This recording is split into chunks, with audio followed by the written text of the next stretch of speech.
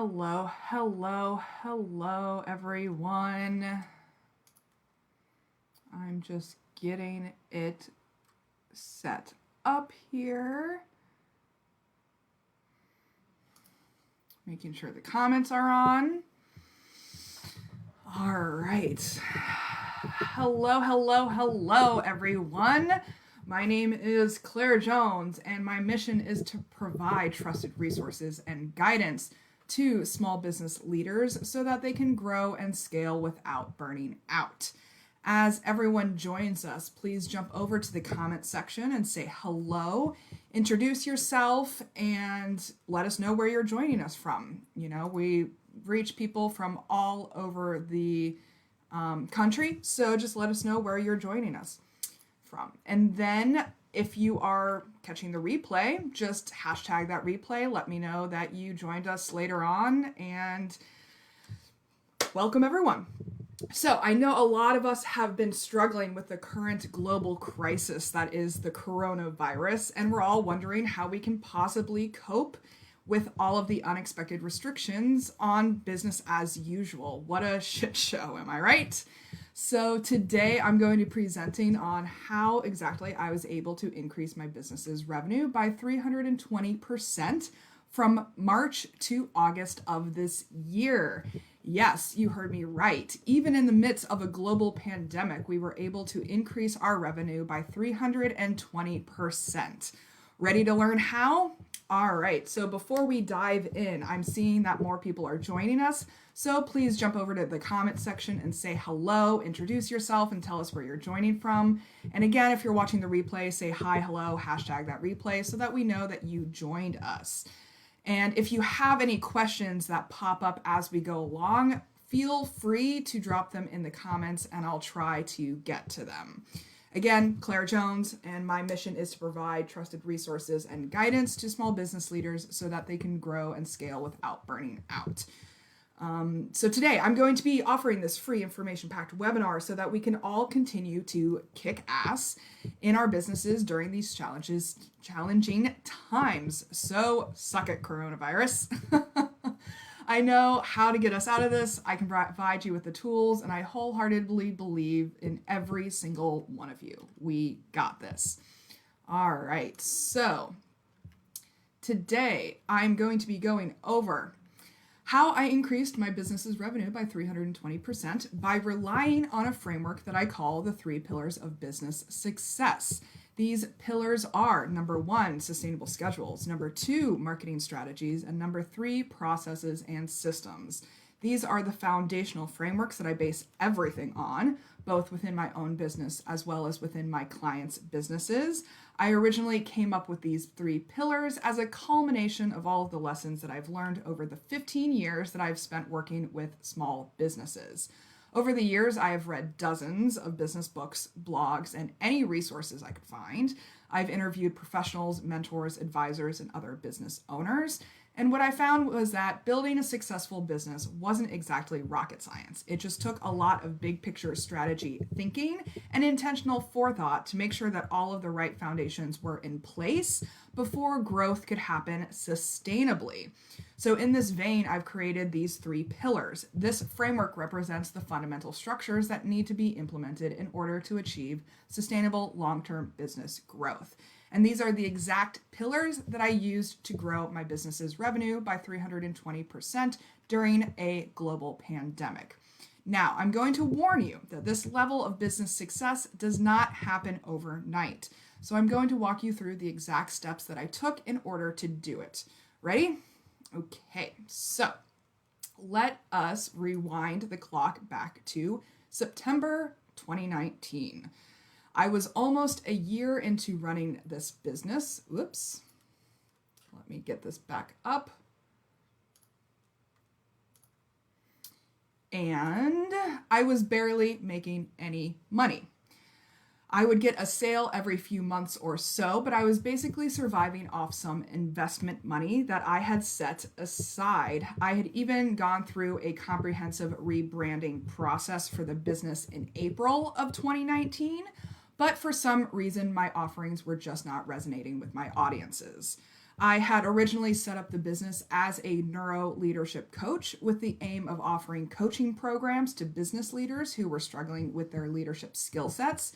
But around September 2019, I had decided to branch out a bit and start offering done-for-you business development services like social media, websites, etc. I decided to go this route for a variety of reasons. One being that I was already highly experienced in all of the back-end skill sets needed to run a small business. Two being that I needed to start making money somehow. Three being that this was a need that I had been hearing from my networking audiences. They had basically said to me, leadership skills are great and all, but what I really need is to figure out how to make more sales and bring more cash flow into the business first. So that is lesson one that I would like to start this presentation with. Lesson number one is always start with your ideal audiences and their needs, desires, goals, challenges, and or pain points. This is the very first step to any effective marketing strategy, and that's exactly why it's step number one for my marketing strategies pillar. Your primary business aim, no matter what you sell, should be creating satisfied customers. And in order to create satisfied customers, your products or services need to address a need, desire, goal, challenge, or pain point that they want addressed. Many businesses, large and small, make the mistake of focusing too much on their offerings and not enough on their audiences. You might be the cheapest option, you might be the scientifically proven option, you might be the longest lasting option. But at the end of the day, they're going to choose you over everyone else because you are directly addressing a need, desire, goal, challenge, or pain point that they want addressed. So, have you taken the time to figure out who exactly you're targeting with your products or services? You need to document and describe your target customer. This is also known as the ideal customer or buyer persona. You may have more than one target customer group as well. For example, if you sell a product to consumers through distributors, like retailers, you have at least two kinds of target customers: the distributors, the businesses, and the end users, the consumers. Another example, if you're an art gallery, you're going to have two target customers: the artists that provide you with the artworks and the collectors who buy the artworks from you. Many high-profile art galleries actually have two separate job positions for these. One person will work with developing relationships with the artists, and another will work on developing relationships with the collectors. So you really need to identify your target customer groups and create demographic profiles for each group. That includes, for consumers, you want age, gender, location, income, occupation, and education level. For businesses, you want industry, location, size, stage in business, are they a startup, growing, or mature, and their annual sales. You also need to create a psychographic profile for each group. These are the feelings, the frustrations, the pains, the hopes, the dreams that the target customer is coming to you with. This is super important for marketing messaging. You need to be able to communicate to your customers that you understand their goals, pains, problems, and that because you understand them, you have the ideal solution for them. This is where the importance of market research interviews come in. I highly recommend that everyone spends time interviewing people who they think may fit their ideal customer profile. So ask them about what specific problems or issues they are experiencing, what specific pain points or obstacles are in their lives or businesses, what are their feelings about those issues or pain points, what kind of impact are those issues or pain points having on their lives or businesses, what are their goals, what are their dreams, what solutions have they tried and what worked and what didn't, what solutions are they actively looking for, and then where do they look for solutions. If you can gather this type of data from multiple people who may fit your ideal customer profiles, then you will have the exact wording and verbiage that you can use in your marketing messaging to directly target those ideal customers. Basically, you're looking to give your potential customers the sensation that you can read their mind. If you use their exact phrasing, their exact words that they use to describe their goals or issues and how they want to address them, you will seem like a mind reader. but you can only do that if you take the time to identify your ideal customer profiles in the first place. And then, after figuring out the target audience, you need to figure out where they're already hanging out. So after asking your market research interview questions, you will also know where to find these ideal customers. Literally ask them, where do you look for solutions to your goals and or challenges? Do they ask friends? Do they search Google? Do they go to networking events? Do they go to Facebook groups? Do they search hashtags on Instagram? Where are they already hanging out so that you can hang out there too and have a higher chance of reaching them? Basically, what platforms are they visiting every day? They may not be active on Facebook, so your time spent there is going to be wasted. They may not be active on LinkedIn, so your time there is going to be wasted. They may not even be active in their emails, so your time there is going to be wasted. So really think about who your ideal client is, where they're already hanging out, and focus your efforts there first and foremost. And what I found when I was doing my own market research at the end of last year was that my target audiences were highly relationship-based. This meant that they liked to take their time in getting to know service providers before engaging with them as a client. This meant that they were highly attached to developing the know, like, and trust factor with businesses over time. So this meant that the sales cycle for my business was going to be a months-long process. And this has definitely played out in the data. Of the 14 clients that bought from me from March to August of this year, 11 of them were in my lead pipeline for multiple months before they engaged my services. That's 78.6%.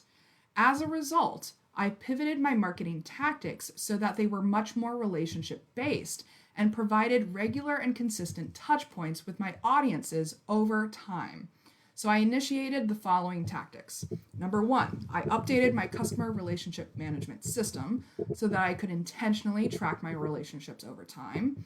Number two, I started sending out quarterly emails to my entire networking database so that my relationships stayed fresh, up to date, and did not become stagnant.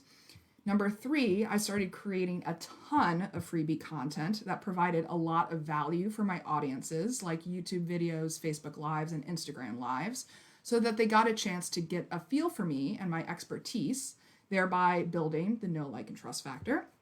And number four, I started a content creation schedule that would allow me to create 5 different webinars, plus I consistently launched a new course almost every other month from November 2019 until September 2020, thereby showcasing my expertise, work ethic, and reliability even more.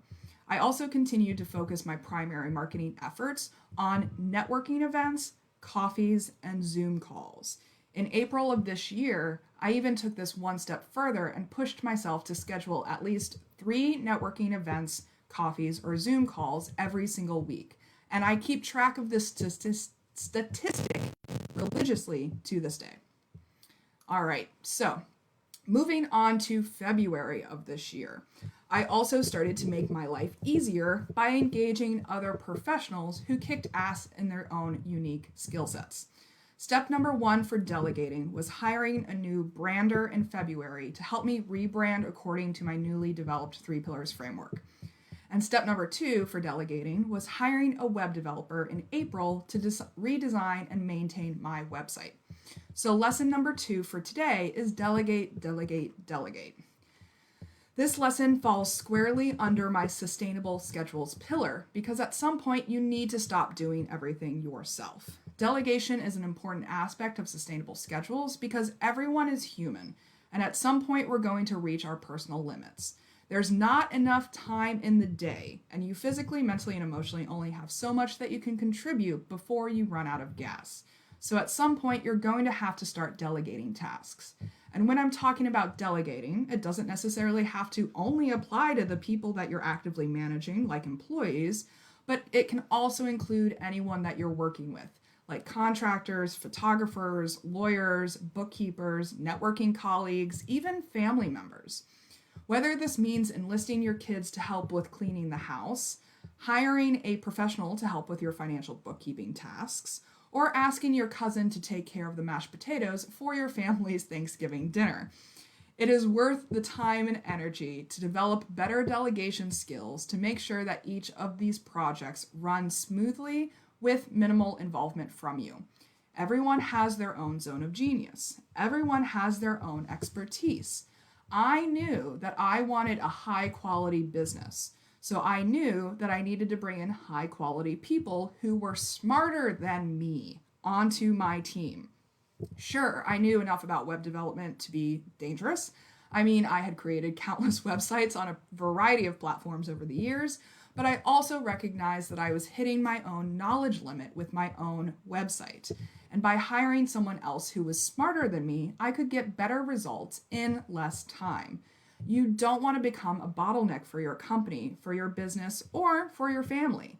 If you don't delegate effectively, it's not going to be scalable. It's not going to be sustainable. And when you do delegate effectively, everyone involved is going to have more energy, more autonomy, more confidence, more time. Because at the end of the day, it takes a village. And long-term success can only be achieved through strategic cooperation and collaboration. Only by using intentional delegation practices can you free up your time to do the things that you actually love doing. How are you ever going to be able to go on vacation unless you delegate effectively? How are you going to be able to build a business that runs well with or without you? I understand that this can be an ego trip for people sometimes. You might be afraid of feeling irrelevant or unnecessary in your own business. But only through delegating can you free up your time to let your true genius shine, the real passion you built this business on in the first place.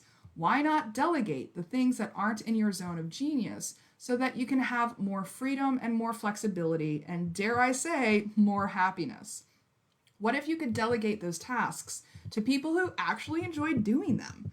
What if you could surround yourself with people who are all working within their own zone of genius? Can you imagine what a total powerhouse your business would be?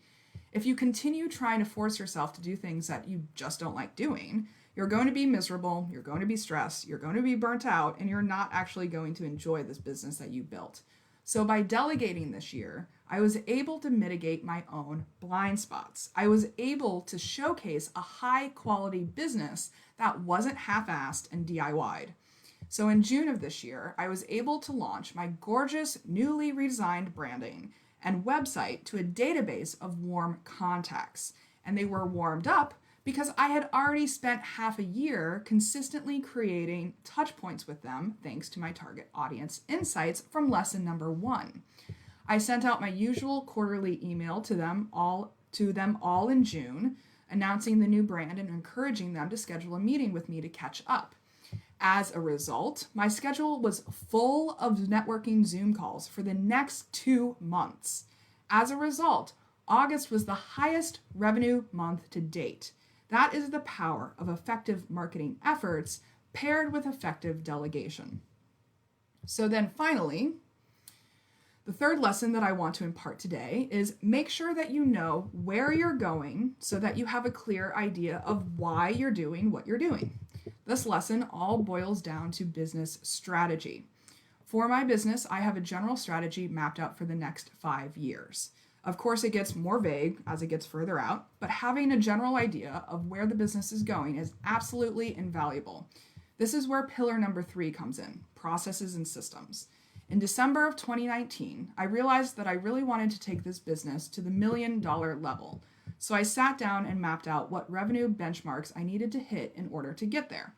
I had been introduced to the idea of the Ascension Model framework back in September, so I knew that in order to achieve those revenue benchmarks, I needed to work on scaling my offerings so that our revenue wasn't solely reliant on me trading my time for money. Have you ever heard about diversifying your investment strategies? This is basically the same concept because it expands the number of opportunities where potential customers or clients can access you and your services or products so that you are not entirely reliant on one stream of business income. Don't put all of your eggs in one basket. The Ascension Model Framework is basically an ascending staircase of different levels at which your clients and customers can access you and your services or products. As you see here, the fourth level is going to be freebies. So here is where you create free content that is of value to your audiences. Note the emphasis on content of value here. We want content that educates your audiences and positions you as an expert in your field.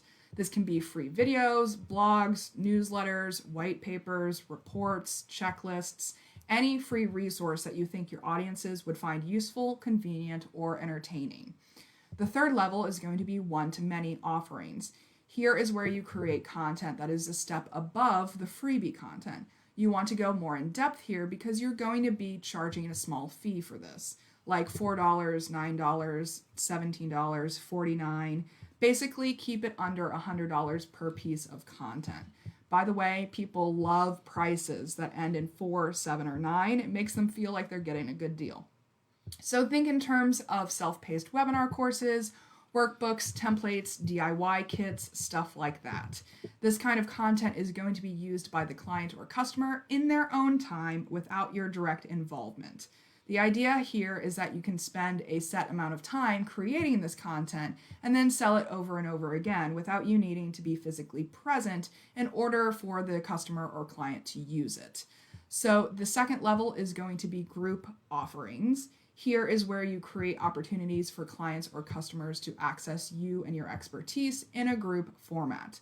This is where things like workshops, live webinars, masterminds, networking events, and in-person courses come into play. So obviously, these are going to be more expensive than the one-to-many offerings because they require your physical presence, and your time as an expert is valuable. So these offerings are typically going to range from $19 per person to $99 per person, depending on your level of expertise and the perceived value of the content. So for example, if you are hosting a workshop at $29 per person with 7 to 10 attendees, expect $203 to $290 in total revenue for that one event. If your hourly rate is $100 an hour, then a 2-hour workshop is going to be valued at $200 minimum. So this excludes extra costs like room rentals, materials, and the time spent prepping for the workshop.